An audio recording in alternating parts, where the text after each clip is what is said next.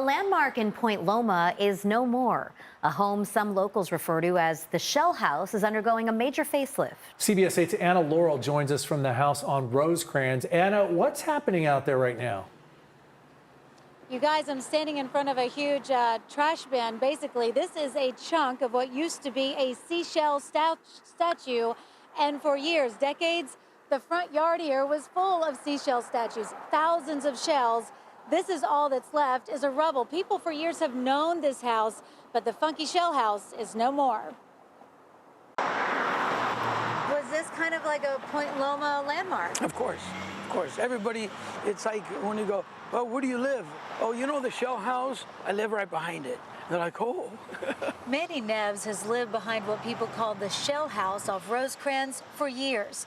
He's Portuguese, like the fisherman who lived here, who built a seashell garden of sorts. Frank was the husband. He traveled, you know, he was a fisherman. Wherever he went, he would bring home shells. This is an image from Google Street View. Frank, he would come and little by little, you know, he just build up his little treasure. Over the years, Frank collected tens of thousands of shells and intricately set each one in concrete.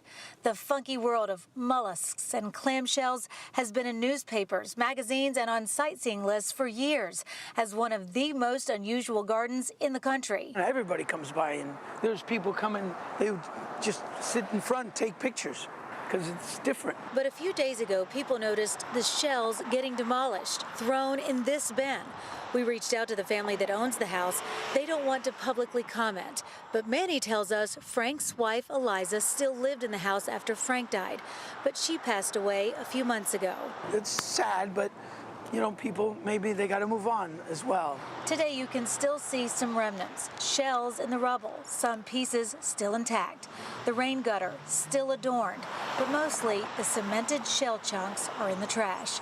Another sign of the changing times in Point Loma. So way back when the Portuguese people came from the Azores Islands, from Madeira Island, and they made their life here. Point Loma was built by the fishermen. As Manny walked by today, he scooped up a piece of that past before it's gone. I took a couple this morning when my wife and I walked. I don't know where they came from, but obviously they came from far away. And some part of the world brought this shell. It's really cool when you hear that history. Now, Manny tells me that before Eliza died, she was 103 years old. Live out here in Point Loma at the Shell House, I'm Anna Laurel for CBS 8. Carlo? Yeah, definitely notable to people who live in the area. Was there any discussion out there to save those shell sculptures, try to maybe move them somewhere else? Well, you know what? There was a story going around among the locals. They said that they had heard that some guy in LA had asked the family if he could actually pick up the whole yard and move it to a private museum in LA. That didn't happen, but I have read online that a local farmers market here in Point Loma has taken some of these chunks like this and taken it to his place as a piece of history of Point Loma.